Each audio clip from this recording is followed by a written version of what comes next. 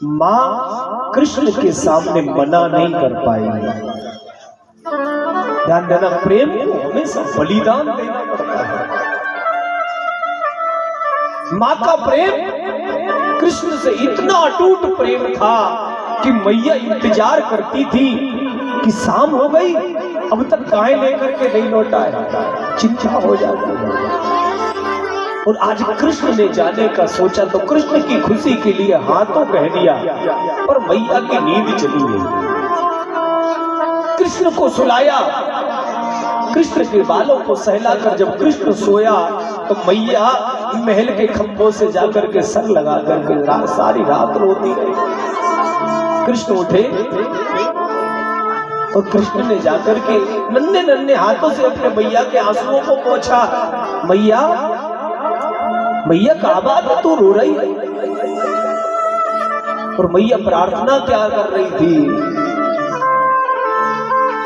श्याम सकारे जाएंगे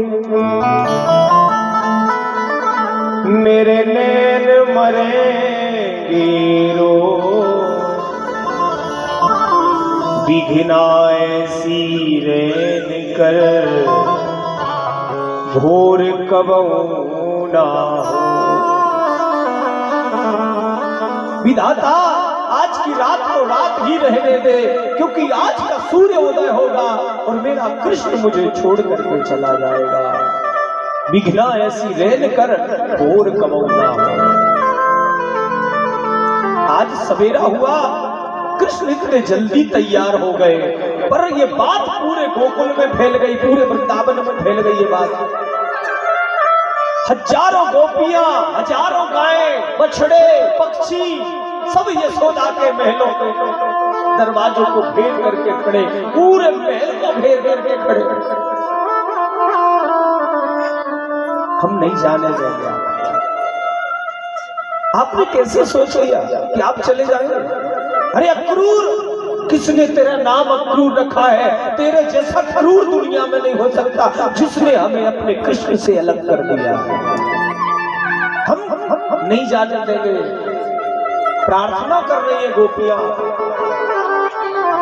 भगवान ने कहा, परित्राणाय साधु नाम मैंने किया है गोपियों, पर विनाशाय च दुष्कृताम करने में जा रहा हूं। मेरा कर्तव्य मुझे बुला रहा है। इन गोपियों ने कहा, कृष्ण तुम्हारी नजर में कर्तव्य, केवल कर्तव्य महत्वपूर्ण है, हमारे प्रेम की कोई कीमत नहीं है तुम्हारे लिए। भगवान ने कहा, गोपियों, देवताओं की जैसी उम्र पाकर भी तुम्हारे प्रेम का मैं ऋण नहीं उतार पाऊंगा, पर मैं क्या करूं? मुझे जाना होगा। और आज जब जाने की बात कही तो बस इतना बोल पाई गोपियां, कृष्ण तुम्हें तो हम जैसे हजार भक्त मिल जाएंगे तुम जहां जाओगे, पर स्वामी हमें ना विसारियो, लाख लोग मिल जाए हमसे तुमको लाख है, पर तुमसे हमको ना। अरे कृष्ण, तुझे हम जैसे भक्त तो हजारों तू जहां जाएगा मिल जाएगा, पर हमें तेरे जैसा भगवान कहां मिलेगा? हम किसके सहारे पर रहेंगे? तेरे जाने से मर जाए, प्रेम विरहा में जल जाएंगे।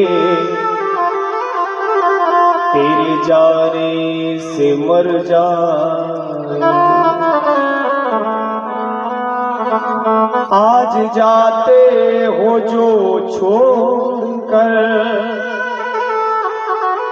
क्या न आओगे फिर लौट कर? जाते जाते दिलों में हमारे अपनी सूरत वसा करके जा। आ गए हो तो जाने की जिद ना करो,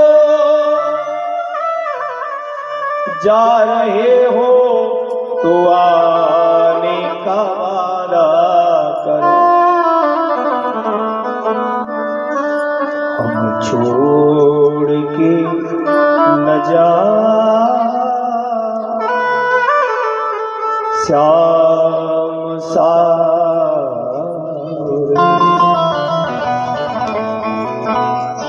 गोपियां कृष्ण के चरण पकड़े, हम छोड़ के न जा श्याम सारे। कैसे मैं छोड़ दूं, कैसे मैं छोड़ दूं भला तेरे पाँव रे। हम छोड़ के न जा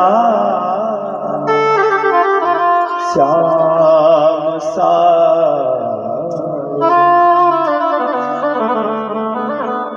कैसे रहेंगे हम भला कान्हा तेरे बगैर। पूछेगा कौन हमसे हमारी खबर या खैर। सुख दुख तुम्ही हमारे, सुख दुख तुम्ही हमारे। तू ही धूप छाँव रे। हम छोड़ के न जा घनश्याम सारे। आज भगवान जैसे गोपियों से विदा लेते हैं, एवं ब्रुवाणाम बृहातरावृषम ब्रजस्त्रियः कृष्ण विशंसमानसः विसृज्य ललित्याम मृदुस्व सुस्वरम गोविंद दामोदर दामोदर। आज गोपियां रोती रही और रास्ते में लेट गई, तब कृष्ण ने हाथ जोड़ा इन गोपियों के सामने, तो गोपियों ने रास्ता छोड़ा और कृष्ण से बस इतना पूछा। भगवान ने अपनी काली कमरिया और बंसी राधा जी को दी और कहा कि राधा मेरा कर्तव्य मुझे बुला रहा है। राधा आज तुमसे कृष्ण कुछ मांग रहा है। किशोरी जी ने कहा कि इतना बड़ा कष्ट देके जा रहे हो और फिर भी कुछ मांग रहे हो। हाँ बताओ, इतना कष्ट सह रही हूं, कुछ और भी मांगोगे वो भी पूरा करूंगा। कृष्ण ने कहा किशोरी जी, मेरे जाने के बाद आप आंसू नहीं बहाएंगे। कितना कठिन कहानी है। कहते हैं कि आदमी को दर्द हो और आंसू निकल जाए तो वो दर्द कम हो जाता है, पर कृष्ण ने क्या कहा, अगर राधा तेरी आंख से आंसू आए तो ये ब्रजवासी डूब जाएंगे। सब रोए कृष्ण के जाने के बाद, पर राधा मौन हो। एक तो कृष्ण गया और दूसरे इतना बड़ा वरदान मांग के गया, काली कमरिया और बंसी दे करके गया, पर ये मांग के गया कि आंसू अगर आए तो फिर कृष्ण का कोई महत्व नहीं रहेगा। लोग कहेंगे सृष्टि तो राधा के द्वारा रचती है, सृष्टि राधा के आंसुओं से ही लय हो जाती है, और अगर तू रोई तो ये मुझे पता है ये ब्रिज तो ठीक पूरी सृष्टि डूब जाएगी। सोचो, मांगा, भगवान का रथ निकला। बस किशोरी राधा ने कहा कि एक अंतिम बार बस तू इतना बता दे, कब आएगा, कब आएगा। भगवान ने कहा बस परसों, परसों की बोल करके गए और परसों के चक्कर में 100 वर्ष बीत गए, पर वो परसों नहीं आए। भगवान का रथ बड़ा। अक्रूर जी से कहा, अक्रूर जी तेजी से रथ चलाओ। क्यों? भगवान कृष्ण ने कहा, अक्रूर जी मैं इन ब्रजवासियों के आंसू देख रहा हूं, और अगर मेरी आंख से एक आंसू आया तो ये ब्रजवासी डूब मर जाएंगे, मुझे जाने नहीं देंगे, इसलिए रथ चलाओ। और रथ बढ़ा तेजी से। ये गोपियां रास्ते में खड़ी रोती रही, आंसू बहाती रही। और भगवान अक्रूर को मोह हो गया था कि कहीं कंस, अक्रूर सोच रहे थे कंस कृष्ण को ना मार दे, इसलिए उन्होंने रथ रुकवाया। कन्हैया ने और अक्रूर चाचा से कहा कि आप यमुना में डुबकी लगा लो, स्नान कर लो। तब अक्रूर जी ने यमुना में डुबकी लगाई। तब यमुना के अंदर कृष्ण दिखा और यमुना के बाहर कृष्ण दिखा। तब अक्रूर जी को यकीन हो गया कि दुनिया में कोई कंस तो क्या, सारी दुनिया में कोई कृष्ण का बाल बांका नहीं कर सकता। तब कंस के बगीचे में ले जा करके भगवान कृष्ण को आज अक्रूर ने छोड़ दिया, कंस को बता दिया। और आज कंस को पता चला कि बगीचे में है कृष्ण। भगवान कृष्ण वहां से सीधे धोबी घाट में पहुंचे। कंस का धोबी कपड़ा धो रहा था। भगवान कृष्ण ने वस्त्र मांगे, मना कर दिया और भगवान को मारने दौड़ा। भगवान ने एक थप्पड़ लगाया, राम नाम सत सत सत भूरिय बाके बिहारी लाल, जय जय श्री राम। धोबी मामा का उद्धार हुआ। आगे दर्जी मामा से कपड़े पहनवा लिए, भगवान ने सिलवा लिए बढ़िया रूप के अनुरूप। सुदाम नाम के माली से माला पहनवाई। कुब्जा आ रही थी, कुब्जा ने ठाकुर जी को चंदन लगाया। भगवान ने उस कुब्जा के लिए वो सुंदरता दी, उस समय कुब्जा के जैसा कोई दूसरा सुंदर नहीं था। थी 3 जगह से टेढ़ी, पर भगवान के पास नहीं आई। क्योंकि जब तक भक्ति कंस की दासी है वो टेढ़ी है, और जिस दिन कृष्ण की दासी बन जाएगी उतना जगत, उस दिन के लिए जगत में प्रिय बन जाएगी। आज जाकर कृपा करी, भगवान ने जाकर के खेल खेल में धनुष तोड़ा। धनुष तोड़ने के बाद कुबल या पीठ का भी उद्धार भगवान ने कर दिया। आगे भगवान बढ़ रहे थे, मुष्टिक चाणूर दोनों राक्षस खड़े थे, 10-10 हजार हाथियों के बल वाले। भगवान ने दोनों का उद्धार किया। और भगवान आज रंग सराबे जा रहे हैं, हजारों नर नारी कृष्ण की तरफ देख रहे हैं। कृष्ण एक है, देखने वाले हजार हैं। जागी रही भावना जैसी, जागी रही भावना जैसी, मोरत देखी दिल तैसी, मोरत देखी दिल तैसी, मोरत देखी दिल तैसी, प्रभु मोरत देखी दिल तैसी। मल्ला नाम शरण नाम नरवरः, स्त्री नाम स्मरो मूर्तिमान, गोपा नाम सजनो सताम क्षितिभुजाम, शास्ता सुपेत्रे शिशु, मृत्युर्भोजपतेर्विराट विदुषाम तत्तम परम योगिना, वृष्णी नाम पार देव देवी विदितो रंगम गता साग्रजा। जिसने जिस रूप में कृष्ण को देखा, कृष्ण उसी रूप में दिखा। भगवान ने जाकर के सीधे कंस के केसों को पकड़ा। कंस चिल्लाया, बचाओ बचाओ बचाओ। भगवान ने कहा, मामा सब निकल गए। कहां? जहां आपको जाना है। भगवान ने उठाया, कंस को घुमाया, सिंहासन से नीचे फेंका और आकर के ऊपर से भगवान गिरे कंस के ऊपर। कंस का राम नाम सत बोलिए, कंस मर्दन भगवान जय। कई लोग इसलिए जयकारा नहीं लगा रहे थे कि अगर जिंदा होगा तो हम मरेंगे। 30 साल से जिन लोगों ने जयकारा नहीं लगाई हो वो कैसे जयकारा लगा रहे? अगर पापी बच गया तो हमारी खैर नहीं। कुछ लोगों ने, बुजुर्गों ने जाके देखा, देखो तो मर गया कि जिंदा है। गए, कुछ लोग सांस बंद हो गई, धड़कन बंद, हाँ हो गई, मर गया। मरे मराए पे और मारे, फिर मर गया, हाँ मर गया। तब मथुरा वासियों ने जयकारा लगाया, बोलिए कृष्ण कन्हैया लाल की। कंस मर गया।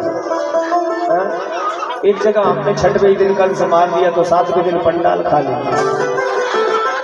कसम से हम यजमान बैठे 4-5 लोग और बैठे, हमने यजमान से 1 घंटे हो गए कथा कहते कहते, हमने कहा यजमान आज श्रोता क्यों नहीं आ रहे? तो बोले महाराज आपने कल कंस को मार दिया। तो हमने कहा कंस के लिए आते थे नहीं बोले हमारे यहाँ जो कथा चलती थी महाराज वो कंस आखिरी दिन मरता था और आपने 6वें दिन मार दिया। उस दिन से हम बता देते कि भैया कल भी कथा होगी, नहीं तो तुम लोग समझो कंस मर गया दी एंड। क्योंकि तुम्हें पिक्चर देखने की आदत है, विलन मरा हो गया पिक्चर खत्म। अभी तो बहुत बाकी है, सारी पिक्चर अभी रखी है। देखो कम से कम 16,108 भगवान के विवाह बाकी है, गुरुकुल की चर्चा सुदामा चरित्र बाकी है, 24 गुरुओं की कथा बाकी है। इसलिए उस दिन से हम सब बात भूल जाएं, पर ये बात हम जरूर बता देते सबको कि भैया कल भी कथा है। बड़ी विडंबना है, किसी किसी क्षेत्र में ऐसा हो जाता है कि अपन समझते हैं कि भाई 6वें दिन मरता ही है नियम के अनुसार। अब वो पहले जमाने में कथा चलती थी तो 7वें दिन मर जाता, आखिरी दिन कंस मारा कथा हो। पर इसलिए हम कल भी कथा, कल का समय थोड़ा चेंज होगा, कल 2 से 5 कथा रहेगी, ठीक है? अभी आप शांति हो इसलिए बता दिया, नहीं तो फिर शादी की भीड़ में फिर सुनो तो काऊ की नहीं सुनो। फिर तो कंस का उद्धार किया, आज अपने पिता वसुदेव देवकी को कंस के कारागृह से निकाला, उग्रसेन के लिए राजगद्दी पर अभिषिक्त किया, भगवान को गुरुकुल भेजा, अवंतिकापुरी में सुदामा से मित्रता हुई। ध्यान देना कल सुदामा चरित्र आएगा। सुदामा से मित्रता हुई, भगवान लौटकर मथुरा आए, मथुरा में भगवान ने राज्य पाठ संभाला, और भगवान ने जब राज्य कार्य संभाला तो जरासंध ने 17 बार चढ़ाई की, 23 अक्षौणी सेना लेके, पर हर बार भगवान कृष्ण से पराजित हो जाता। 18वीं बार 11,000 ब्राह्मणों को इसने बिठाला अनुष्ठान पे और कहा पंडित जी अगर इस बार हम पराजित हो गए तो तुम 11,000 को सूली पे चढ़ा देंगे, असर काट देंगे। ब्राह्मणों ने कहा कि बताओ, अब हम भगवान ही का तो अनुष्ठान करते और भगवान ही से कहें कि प्रभु तुम पराजित हो जाओ। जरासंध ने 18वीं बार कालियवन को साथ में लिया और मथुरा पर चढ़ाई करी। ध्यान देना, जरा 17 बार चढ़ाई करती है। जरा को मतलब जानो कैसे नहीं समझो। जरा बुढ़ापा, कानों से कम सुनाई देने लगे, आंखों से कम दिखाई देने लगे, धीरे धीरे दांत भी साथ छोड़ दे, धीरे धीरे हाथ पांव भी साथ छोड़ दे, कमर भी झुकने लगे, पानी भी लड़खड़ाने लगे। जब 17 बार इशारा करती है बाल सफेद से लेके मौत, जरा सुधर जा सुधर जा सुधर जा, और जब नहीं सुधरता है तो 18वीं बार किसको साथ चढ़ाई करती है? काल के। जरा और काल जब 2 साथ में चढ़ाई कर दे फिर तो तुम्हें ये 2 छोड़ना ही छोड़ना पड़े। इसलिए जरा का इशारा समझ जाओ। जरा मतलब बुढ़ापा। और भागवत में एक बात बताएं, जरासंध की कथा भी 50वें अध्याय के बाद आई है। 50 से ऊपर हो जाओ तो धीरे धीरे ध्यान यहाँ से हटा के वहां लगाने लगे। 50 तक खूब गृहस्थी में खूब कमाओ, खूब व्यवस्था करो, सबको अपने अनुकूल कर दो, फिर थोड़ा थोड़ा ध्यान उस तरफ। भगवान ने बलदाऊ से कहा कि नाना जी फिर आ गए, क्या करें, अपन रण छोड़ के भाग चले। आज भगवान एक रात में पूरी द्वारिका में अपने द्वारिका के लोग अर्थात मथुरा के लोगों को स्थापित किया और भगवान पीछे के दरवाजे से भागे। भगवान को जरूरत थी क्या? नहीं थी, पर भगवान भागे क्योंकि यहाँ पर एक काम करना था। कालियवन का बहुत बड़ा पुण्य था, वो ऐसे नहीं मरता। और पुण्य काय से छीड़ होता है? या तो आदमी अपने पुण्य का खुद बखान करे और या भगवान की पीठ देखे।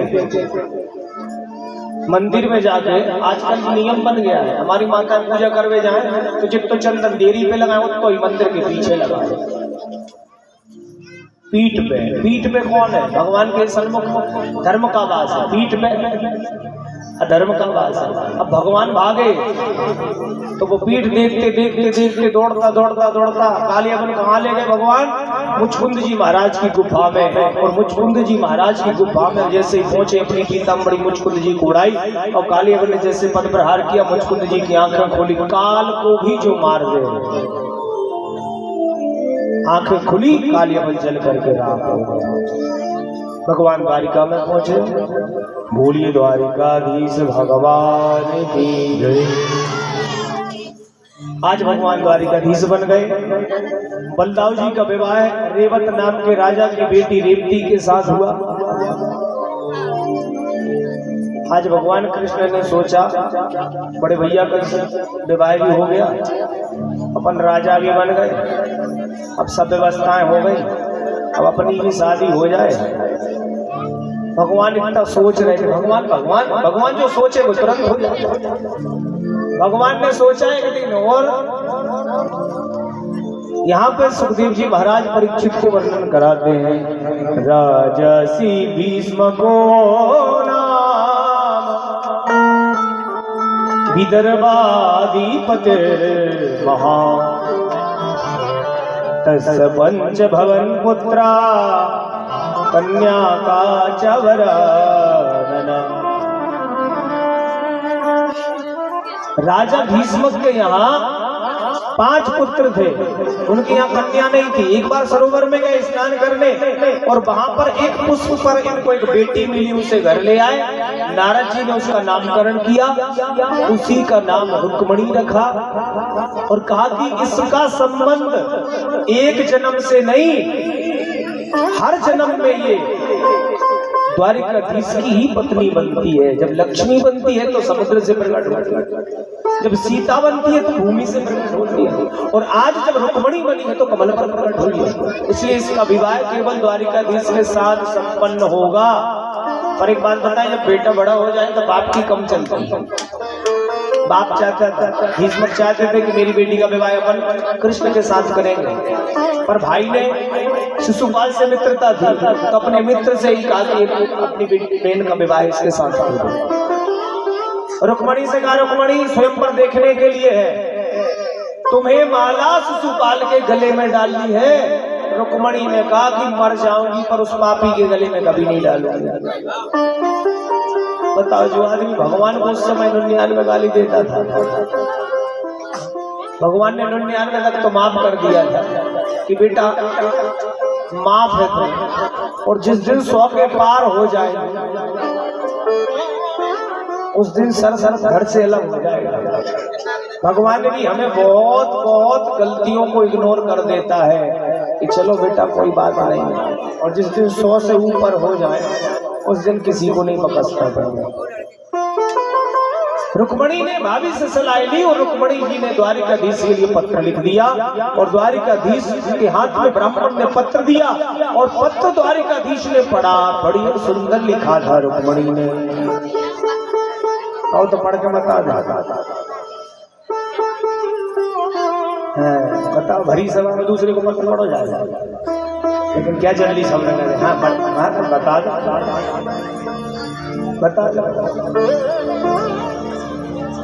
बताए दे रहे, हम आपकी तरफ पत्र थोड़ी लिखते हैं। अब आजकल के बच्चे सोच रहे हैं कि मोबाइल फोन नहीं था, फोन होता, फोन तो आजकल से चला, उस समय पत्र चलता था। पत्र जब तक पहुंचेगा आदमी की 13वीं हो जाए, आदमी की शादी हो जाए, पत्र ही नहीं पहुंचे। ये तो भाग्य की बात है कि वो पत्र ब्राह्मण के हाथ में दिया और कहा कि सीधा द्वारिकाधीश के हाथ में देना। वो पत्र लिखा आया, द्वारिकाधीश से मिला और द्वारिकाधीश के हाथ में पत्र दिया। भगवान ने कहा ये क्या है? बोले पत्र है। कहाँ से आया? रुक्मणी जी ने लिखा है। क्या लिखा था बताए मेरे। श्रुता गुणान भुवन सुंदर श्रृणु बताऊं, निर्विष कर्ण विवरैर हरतो तापम रूपम दृशाम दृश्यमताम अखिलार्थलाभम स्वायुच्यता विसति चित्रम पत्रपम में। अब आप लोग कहो कि हमें तो संस्कृत समझ में ही नहीं आई कि आपने क्या बोल दिया। ओ मुरली वाले मनमोहन हम तुमसे मोहब्बत कर बैठे।